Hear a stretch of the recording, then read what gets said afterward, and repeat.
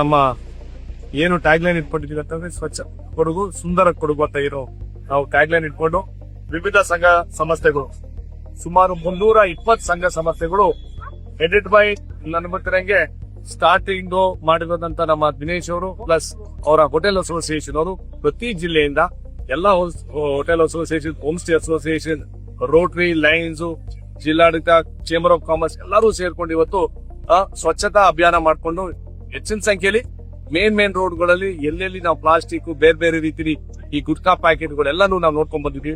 Town ಇಂದ ಮುಗಿಸ್ಕೊಂಡು ನಮ್ಮ ಮೇಲ್ಗಡೆಯಿಂದ ಬಂದಂತ ಸಂದರ್ಭ ನಮ್ಮ ಪಿಕಪ್ ಅವರ ನೇತೃತ್ವದಲ್ಲಿ ಈಗ ನಮ್ಮ ಈ ಕಡೆಯಿಂದ ಅವ್ರ ಇಕ್ಕಿ ಬೆಳವಾಡಿ ಏನು ಗ್ರಾಮದಲ್ಲಿ ಸ್ವಚ್ಛತಾ ಅಭಿಯಾನ ಮಾಡ್ತಾ ಇದ್ದಾರೆ. ನೋಡಿ ಖುಷಿ ಏನಂತಂದ್ರೆ ಪಬ್ಲಿಕ್ ಪಾರ್ಟಿಸಿಪೇಷನ್ ತುಂಬಾ ಇದೆ. ಅದರಲ್ಲಿ ನಮ್ಮ ಹೋಟೆಲ್ ಅಸೋಸಿಯೇಷನ್ ಪ್ರತಿ ಅವ್ರ ಕಾಮಗಾರಿ ಅಲ್ಲೇನು ಕೆಲಸ ಮಾಡ್ತಾರಂತ ಸಿಬ್ಬಂದಿಗಳು ಇವತ್ತು ಬೀದಿಗಿಲ್ದಿ ಇದು ಒಂದೇ ದಿವಸ ಕಾಮಗಾರಿ ಆಗ್ಬಾರ್ದು.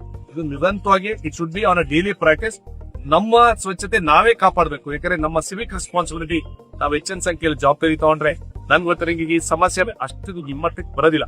ಆ ವಿಚಾರದಲ್ಲಿ ನನ್ಗೆ ಗೊತ್ತಿರಂಗೆ ನಮ್ಮ ಜಿಲ್ಲಾಡಳಿತ ಇರಬಹುದು ಪ್ಲಸ್ ಪೊಲೀಸ್ ಇಲಾಖೆ ಇರ್ಬೋದು ಪ್ರತಿ ಪಂಚಾಯತಿನೂ ಒಂದು ರೀತಿಯಲ್ಲಿ ಸಹಾಯ ಮಾಡಂತ ಕೆಲಸ ನಾವು ಸೇರ್ಕೊಂಡು ಮಾಡ್ಬೇಕು. ಅವ್ರಿಗೆ ಮಾತ್ರ ಟೂರಿಸ್ಟ್ ಬಂದಂತ ಸಂದರ್ಭದಲ್ಲಿ ಇಲ್ಲಾಂದ್ರೆ ಬೇರೆ ಬೇರೆ ರೀತಿಯಲ್ಲಿ ನಾವೇನು ಪ್ಲಾಸ್ಟಿಕ್ ನಾವು ರೋಡಲ್ಲಿ ಎಸೆಯೋದು ಬಾಟಲ್ಗಳನ್ನ ರೋಡಲ್ಲಿ ಎಸೆಯೋದು ನಮ್ಮ ಜವಾಬ್ದಾರಿ ಇದೆ. ಅದಕ್ಕೋಸ್ಕರ ವರ್ಷಕ್ಕೆ ಒಂದ್ಸಲಿ ಒಂದು 2-3 ಸಲ ವರ್ಷಕ್ಕೆ ನಾವು ಕ್ಲೀನಿಂಗ್ ಮಾಡ್ಬೋದು. ಮಾತ್ರ ನಾಗರಿಕರು ಹೆಚ್ಚಿನ ಸಂಖ್ಯೆಯಲ್ಲಿ ಜವಾಬ್ದಾರಿ ತಗೊಂಡು ಜಿಲ್ಲೆ ಬರಕ್ಕಿಂತ ಮುಂಚೆನೆ ಆ ಪ್ಲಾಸ್ಟಿಕ್ ಇರ್ಬೋದು ಬೇರೆ ಬೇರೆ ರೀತಿ ಅವಶ್ಯಕತೆ ಇಲ್ಲದಂತ ವಸ್ತುಗಳು ನಮ್ಮ ಜಿಲ್ಲೆ ಒಳಗೆ ತಂದು ಬಿಡಬಾರ್ದು ಅಂತ